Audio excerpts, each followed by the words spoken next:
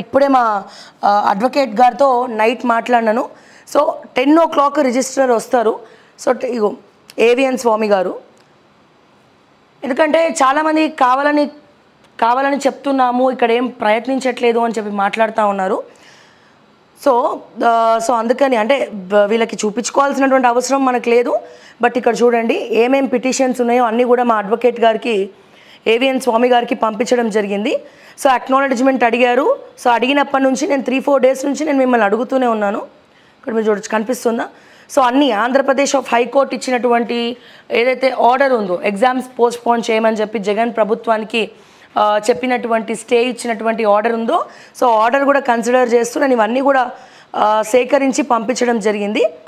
So ఇవన్నీ ఒక ఎత్తు అయితే, నాకు కావాల్సింది విద్యార్థులు ఎవరైతే డిఎస్సి ఆస్పిరెంట్స్ ఇచ్చినటువంటి వినతి పత్రం దాని మీద తపాలో స్టాంప్ వేయించి ఉండాలి అని చెప్పి ఈయన చెప్పడంతో, మా అడ్వకేట్ గారు చెప్పడంతో 3-4 days నుంచి మొత్తుకుంటా ఉన్నాము. సో 3-4 రోజుల నుంచి అడుగుతూ ఉంటే, ఎందుకంటే కోర్టు ఇవన్నీ కన్సిడర్ చేయదు. ఎవరైతే ఎగ్జామ్స్ రాస్తున్నారో వాళ్ళ కోరిక మేరకే కోర్టు డెసిషన్ తీసుకోవాలి కాబట్టి, సో వాళ్ళు గవర్నమెంట్కి వినతి పత్రం ఇచ్చినా గవర్నమెంట్ పట్టించుకోలేదు, ఎవరు కూడా తీసుకోవట్లేదు. సో మీరు సంతకాలు పెట్టి ఏదైతే రిజిస్టర్ చేసినటువంటి స్టాంప్ ఉందో, సో స్టాంప్ వేసింది ఉంటుందో, సో అది మనం కోర్టుని కన్సిడర్ చేస్తుంది కాబట్టి సో అది అడగడం జరిగింది. సో దానికోసం 3-4 days నుంచి నేను మిమ్మల్ని అడుగుతూనే ఉన్నా. సో నిన్న నాకు అరౌండ్ 2:30 నుంచి 3 మధ్యలో నాకు కొంతమంది మా ఆఫీస్ నెంబర్కి పంపించడం జరిగింది వినతి పత్రం. సో అవన్నీ కూడా నేను మా అడ్వకేట్ గారికి పంపించాను. ఈరోజు మొహరం, కావాలంటే మీరు చెక్ చేసుకోండి, గవర్నమెంట్ హాలిడే, సో కోర్టు కూడా హాలిడే. మరి ఏం చేయాలి అని ఆలోచించినప్పుడు ఇదంతా కూడా పబ్లిక్ ఇష్యూ కాబట్టి, అంటే ప్రజలు నిరుద్యోగులు కోరుకుంటున్నారు కాబట్టి, నేను ఇమీడియట్గా అరౌండ్ 10 o'clock అట్లా రిజిస్టర్ వచ్చి ఉంటారు. సో రిజిస్టర్ గారిని స్పెషల్ పర్మిషన్ అడిగి, సో మరి పబ్లిక్ తరపున వేయచ్చా అంటే నిరుద్యోగుల తరపున హాలిడే రోజు ఏమైనా ఎమర్జెన్సీ ఉన్నప్పుడు కూడా కన్సిడర్ చేసే అవకాశం ఉంటుంది. ఒకవేళ ఆయన ఒప్పుకుంటే కనుక సో కేసు మూవ్ చేద్దాము అని చెప్పి ఇప్పుడే జస్ట్ మాట్లాడడం జరిగింది.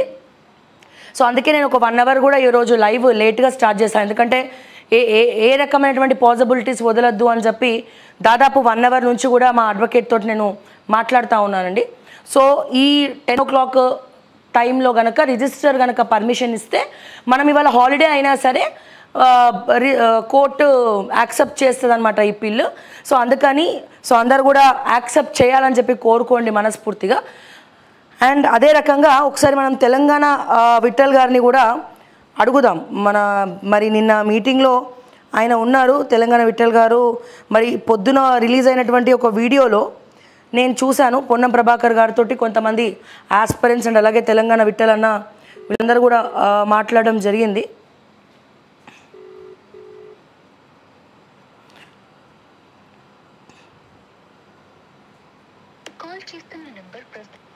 స్విచ్ ఆఫ్ వస్తుంది.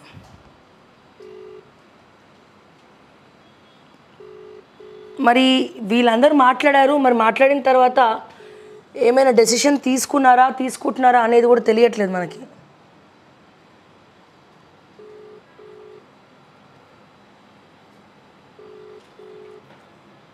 ఇగోండి,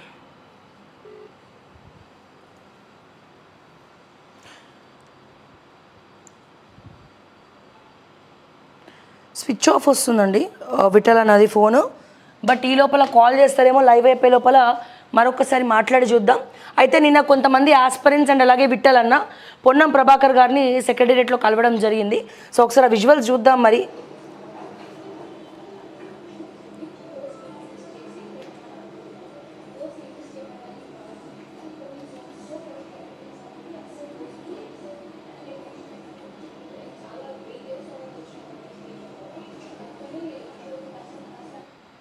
జనరల్గా మా పొన్నం ప్రభాకర్ అన్నకు ఆవేశం ఎక్కువ. సో అందుకే ఆవేశం ఎక్కువ కాబట్టి మరి రేవంత్ రెడ్డి గారు మరి కావాలనే ఆయనకు చెప్పారా అప్పచెప్పారేమో తెలియదు కానీ, లేకపోతే వీళ్ళ మీద మంత్రుల మీద నెట్టేసే ప్రయత్నం చేశారా తెలియదు కానీ, సో పొన్నం ప్రభాకర్ అన్న అని ఒక పేరు తీసుకున్నాడు రేవంత్ రెడ్డి గారు, మన ముఖ్యమంత్రి గారు. పొన్నం ప్రభాకర్ అనే పేరు తీసుకోవడం జరిగింది. సో పొన్నం ప్రభాకర్ గారికి కానీ మంత్రులు కొంచెం వినతి పత్రాలు తీసుకోవాలని చెప్పి మాట్లాడారు. బట్ అయినా కానీ ఎటువంటి ఇది లేదు, ఎందుకంటే ఎటువంటి మూమెంట్ లేదు. సో ఎటువంటి మనకి ఏమీ కూడా ఆన్సర్ లేదు. కానీ ఈ ఏదైతే మనము రాహుల్ గాంధీ గారి టీంకి పంపించామో అండ్ అలాగే నిన్న వీళ్ళందరూ జంతర్ మంతర్ దగ్గర కొంతమంది ధర్నా చేయడం జరిగింది, అక్కడ పోయి ఢిల్లీలో కూర్చోవడం జరిగింది. సో అన్నీ కూడా అబ్జర్వ్ చేస్తూ ఉన్నారు. ఇది మాత్రమే కాదు, వేరే విషయాలలో రాహుల్ గాంధీ గారు కావచ్చు, పార్టీ పెద్దలు కొంతమంది రేవంత్ రెడ్డి గారి విషయంలో అంటే మొన్న జరిగినటువంటి లోక్సభ ఎన్నికలు ఏవైతే ఉన్నాయో, సో ఈ లోక్సభ ఎన్నికల్లో జరిగినటువంటి అంశాల వల్ల రేవంత్ రెడ్డి గారి మీద మరి ఢిల్లీలో ఉన్నటువంటి పెద్దలు కూడా చాలా కోపంగా ఉన్నారు అని కూడా తెలుస్తూ ఉన్నది. సో మరి దీనికి కారణం ఏదైనా అయి ఉండొచ్చు. శాయశక్తిలా మేమైతే ప్రయత్నిస్తూ ఉన్నాము. సో మాకు వచ్చింది వాట్సాప్కి వచ్చినట్టుగా మా నెంబర్స్కి వచ్చినట్టుగా కూడా మేము వాళ్ళకి ఫార్వర్డ్ చేస్తూ ఉన్నాము. సో ఇవన్నీ కూడా ఎంత ప్రయత్నించాలో అంత ప్రయత్నిస్తూ ఉన్నాము. సో అన్ఎక్స్పెక్టెడ్గా మీకు ఫస్ట్ నుంచి ఎవరు గైడ్ చేస్తారో తెలియదు, మీరు లీగల్గా అప్రోచ్ అవ్వకుండా రోడ్ల మీదకి వచ్చి ధర్నాలని అదని ఇదని చెప్పి టైం వేస్ట్ చేశారు అండ్ మీలో చిచ్చు పెట్టారు. దీని రాజకీయ కోణంగా ముఖ్యంగా ఇప్పుడు ఎట్లా అంటే విభజించు పాలించు. ఫస్ట్ ఏం చేశారు, గ్రూప్ 2 గ్రూప్ 3 డిఎస్సి ఆస్పిరెంట్స్ కలిసి ప్రొటెస్ట్ చేశారు. తర్వాత ఏం చేశాడు ఈ బల్మూర్ వెంకట్ అనే వ్యక్తి, ఇట్లా కాదు వీళ్ళని డైవర్ట్ చేయాలని చెప్పి గ్రూప్ 2 గ్రూప్ 3 వాళ్ళని ఒకవైపు, డిఎస్సి వాళ్ళని ఒకవైపు చిచ్చు పెట్టించి వీళ్ళిద్దరి మధ్యలో గొడవలు పెట్టారు. నేను పూసకొచ్చినట్టు ఏం జరిగిందని చెప్తున్నా. ఏమైపోయింది అప్పుడు, సో వీళ్ళు ఒక దగ్గర వాళ్ళు ఒక దగ్గర, గ్రూప్ డిఎస్సి గురించి మాట్లాడితే వాళ్ళకి బాధ, గ్రూప్ గురించి డిఎస్సి వాళ్ళ దగ్గర మాట్లాడితే వీళ్ళకి బాధ. సో ఇట్లా ఈ ఓట్లు చీలినట్టు వీళ్ళ మధ్య భేదాలు తీసుకొచ్చి వీళ్ళని ఇట్లా చీల్చే ప్రయత్నాలు చేశారు. రకరకాల గ్యామ్లింగ్స్ ప్లే చేశారు, రకరకాల ఇష్యూస్ ప్లే చేశారు. అండ్ అట్లనే కొంతమంది, నేను రేవంత్ రెడ్డి గారికి ఇప్పటికైనా నేను మరొకసారి చెప్తా ఉన్నాను, మీరు ఇదంతా కూడా కావాలనే చేస్తూ ఉన్నారా? మీరు అనుకున్నట్టుగా నేను చెప్పేది ఏంటంటే, కొంతమంది దీన్ని రాజకీయం చేసి ఉండొచ్చు సార్, కొంతమంది రాజకీయం చేసి ఉండొచ్చు, కానీ రాజకీయం చేసిన వాళ్ళని పక్కన పెట్టండి. నిజంగానే అసలు సిసలైనటువంటి బాధితులు, అసలు సిసలైనటువంటి ఆస్పిరెంట్స్ పలు జిల్లాల నుండి తెలంగాణ రాష్ట్ర వ్యాప్తంగా పోస్ట్ పోన్ కోరుకునే వాళ్ళు 90% మంది ఉన్నారు రేవంత్ రెడ్డి గారు. సో ఈ 90% మంది ఎటువంటి రాజకీయ ప్రలోభాలకు లోను కానటువంటి వాళ్ళు, సామాన్యమైనటువంటి జీవితం గడుపుతున్నటువంటి వాళ్ళు, అందులో పేదవాళ్ళు ఉన్నారు, గవర్నమెంట్ ఏదైతే ప్రైవేట్ స్కూల్లో పనిచేసే టీచర్లు ఉన్నారు, సో భర్త మీద డిపెండ్ అవుతూ చదువుకునే హౌస్ వైఫ్స్ ఉన్నారు. సో వీళ్ళందరినీ కూడా కన్సిడర్ చేసుకొని ఒక పెద్దన్నలాగా వాళ్ళ వైపు దయచేసి వాళ్ళని బిడ్డల్లాగా భావించి ఒక్క డెసిషన్ తీసుకోండి అని చెప్తా ఉన్నాము. మీరు అంటా ఉన్నారు ఎంతసేపు రాజకీయం అంటే, మీ దగ్గర ఎవరైతే ఈ రియాజ్ కావచ్చు, ఈ బల్మూరి వెంకట్ కావచ్చు, వీళ్ళందరూ ఏదో భజనా మండలి ఇంకొన్ని పదవులు వస్తాయనో ఏదనో whatever it is. So వాళ్ళు మిమ్మల్ని తప్పు గైడ్ చేసి ఉండొచ్చు, రాంగ్ రిపోర్ట్స్ ఇచ్చి ఉండొచ్చు. ఈ ఇంటెలిజెన్స్ రిపోర్ట్లు నమ్ముకోబట్టే జగన్ కొంప మునిగింది. ప్రతి దగ్గర ఇంటెలిజెన్స్ రిపోర్ట్లు తెప్పించుకున్నాడు. ఆ ఇంటెలిజెన్స్ రిపోర్ట్లలో అన్నా మీదే గెలుపని వచ్చింది. తీరా చూస్తే రోడ్డు మీద పడ్డాడు ఇప్పుడు జగన్. ఎన్ని సీట్లతో చేశారనేది మీరు ఆలోచించవచ్చు. సో ఈ రిపోర్ట్లు కాదండి, ప్రజల మనసుల్లో చూసేటువంటి రిపోర్ట్లు మీరు తెచ్చుకోవాలి రేవంత్ రెడ్డి గారు. సో మిమ్మల్ని వాళ్ళు బుట్టలు వేసుకుంటున్నారా, మీరే వాళ్ళ ట్రాన్స్ఫర్కి పోతున్నారా, లేకపోతే మీరే మీ ఇన్స్ట్రక్షన్స్తోనే ఇదంతా కూడా నడుస్తుందా అనేది మాకు తెలియదు. కానీ మాకు కావాల్సింది, మా నిరుద్యోగులకు కావాల్సింది, మా డిఎస్సి ఆస్పిరెంట్స్ 3 లక్షల మంది అంటే అట్లీస్ట్ అందులో 10% తీసేయండి. సో మిగతా వాళ్ళందరికీ కూడా అంటే 2,70,000 దాదాపు 2,70,000కు పైగా ఉన్న వాళ్ళందరికీ కూడా ఎగ్జామ్స్ పోస్ట్పోన్ కావాలని చెప్పి మనస్ఫూర్తిగా కోరుకుంటున్నారు, ఏడుస్తూ ఉన్నారు, ఆత్మహత్యలు చేసుకుంటామంటున్నారు, పాయిజనే దిక్కు అంటున్నారు, మా కళలు నాశనం అయినాయి అంటున్నారు. ఇప్పుడు 11,000 పోస్ట్ ఎవరు చదువుకుంటే వాడికే వస్తుందంటే ప్రయత్నాలు అయితే ఆపరు కదా సార్ వాళ్ళు. రకరకాల వాయిస్ రికార్డ్స్ వింటూ ఉన్నాము. సో ఇది ఎంతవరకు కరెక్ట్? ఇప్పుడు నిన్న ఒక ప్రజావాణిలో ఒక పర్సన్ ఒక మంచి పాయింట్ తీసుకొచ్చారు. మీరు 5 ఏళ్ళు పరిపాలన మంచిగా అందిస్తే మరి ఎలక్షన్స్ ప్రచారాలకు ఇంటింటికి ఓట్లు అడుక్కోనికి ఎందుకు వస్తున్నారు? అట్లనే మేము 10 ఏళ్ళు డిఎస్సి ప్రిపేర్ అవుతున్నప్పటికీ ఎగ్జామ్స్ ముందర మళ్ళీ రివిజన్ అనేది మేము ప్రిపేర్ అవ్వాల్సిందే. ఆ ఊరికి ఈ ఊరు ఎంత దూరమో ఈ ఊరికి ఆ ఊరు అంతే దూరం అని చెప్పి రేవంత్ అన్న వాళ్ళందరూ మాట్లాడుతూ ఉన్నారు, అడుగుతూ ఉన్నారు. సమయం లేదు, ఎంతమందికి చెప్పాలా, ఎంతమందిని అడగాలా, ఎక్కడ పడితే అక్కడ ఎవరిని పడితే వాళ్ళని అడుగుతూ ఉన్నారు.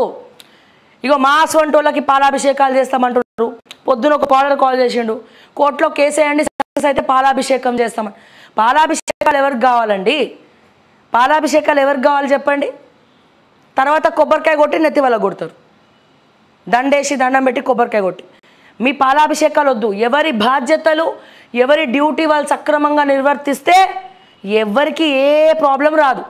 ఎవరి డ్యూటీలు వాళ్ళు చేయకనే ఇవన్నీ తలకాయ నొప్పులు మనకు వస్తాయి. మీ పాలాభిషేకాల కోసమో దేనికోసమో కాదు, ఫస్ట్ నుంచి కూడా మేము చెప్తా ఉన్నాం, ఏ సమస్యనైనా ప్రభుత్వం దృష్టికి ఎత్తి చూపిస్తాం. అది ఏ పార్టీ అయినా ఏ ప్రభుత్వం అయినా. సో దీంట్లో భాగంగా ఖచ్చితంగా ఒక అమ్మాయిగా, ముఖ్యంగా ఒక అమ్మాయిగా హౌస్ వైఫ్స్ ఇంట్లో ఆడపిల్లల పనులు ఎట్లుంటాయో, సో ఏ రకంగా కుటుంబ సభ్యులు చదువుకోవడానికి సపోర్ట్ చేస్తారో, సో ఎన్ని పనులు ఉంటాయో ఇవన్నీ కూడా నేను ఆలోచించగలను. సో అందుకే దృష్టిలో పెట్టుకొని హౌస్ వైఫ్స్ని, ముఖ్యంగా ఆడపిల్లలను హౌస్ వైఫ్స్ని దృష్టిలో పెట్టుకొని సో వాళ్ళ తరపున ప్రతిసారి అడుగుతూనే ఉన్నాం. అయితే ఇంటెలిజెన్స్ రిపోర్ట్ ఇచ్చిందంట మహిపాల్ యాదవే వీళ్ళని రెచ్చగొడుతున్నాడు, మహిపాల్ యాదవ్ అన్ని చేస్తూ ఉన్నాడు. అందుకే మొన్న మహిపాల్ యాదవ్ వేరే ఒక ఇంటర్వ్యూ ఇస్తూ ఉంటే ఆ రోజున ఎత్తుకపోతూ ఉన్నారు మహిపాల్ యాదవ్ని. అంటే ఇటువంటి ఇంటెలిజెన్స్ రిపోర్ట్లు నమ్మకండి రేవంత్ రెడ్డి గారు. ఇంటెలిజెన్స్కి పోయింది. నేను ఏమంటున్నా, ఇంటెలిజెన్స్కి గుండెకాయ లేదు, ఇంటెలిజెన్స్కి తెలివితేటలు లేవు, ఫ్రెండ్లీ పోలీస్ లేరు. తెలంగాణలో ఎప్పుడు చూసినా ఫ్రెండ్లీ పోలీస్ అంటారు. ఫ్రెండ్లీ పోలీస్ లేదు, భయపట్టి బూతులు మాట్లాడే పోలీసులే తెలంగాణకు పరిమితమైపోయి ఉన్నారు. సో మరి ఇంటెలిజెన్స్ పోయిందా? ఇంటెలిజెన్స్ గుండెకాయ పోయిందా? వాళ్ళకి మానవత్వం ఏడా కనబడతలేదో అర్థమవుతలేదు. కానీ ఇంటెలిజెన్స్ నిఘాల కన్నా కూడా బలమైనది ఏంటంటే మా నిఘా. ఇది మాత్రం గుర్తుపెట్టుకోండి దయచేసి. సో ప్రజల తరపున మాట్లాడండి. ప్రజలు ఏమనుకుంటున్నారో రిపోర్ట్లు రేవంత్ రెడ్డి గారికి ఇవ్వండి. తప్పుడు రిపోర్ట్లు ఇచ్చి దయచేసి రేవంత్ రెడ్డి ఆగం పట్టియకండి. మరి ఆయన చూసుకోవాలి. మరి రిపోర్ట్లు వాళ్ళు ఇస్తారండి, ఇచ్చిన తర్వాత మరి పబ్లిక్ ఏమనుకుంటున్నారు సొంతంగా ఎంక్వైరీ చేయండి. రేవంత్ రెడ్డి గారు కిరీటాలు పడిపోవు కదా. మీరు వండి గ్రౌండ్లోకి ఎవరైతే ఆస్పిరెంట్స్ ఉన్నారో ఒక నెంబర్ ఇవ్వండి సీఎంఓలో, ఈ నెంబర్కి కాల్ చేయండి, ఈ నెంబర్కి ఎస్ఎంఎస్ చేయండి. పోస్ట్పోన్ కావాలి అనుకున్న వాళ్ళు ఎస్ఎంఎస్ చేయండి, వద్దు అనుకున్న వాళ్ళు ఎస్ఎంఎస్ చేయండి అని ఒక ఎంక్వైరీ పెట్టేసి ఎస్ఎంఎస్ల కౌంట్ మేరకు, అంటే ఎన్ని ఎస్ఎంఎస్లు వస్తే ఎవరు ఎక్కువ మెజారిటీ వస్తే ఆ మెజారిటీ తోటి పోస్ట్పోన్ చేయండి.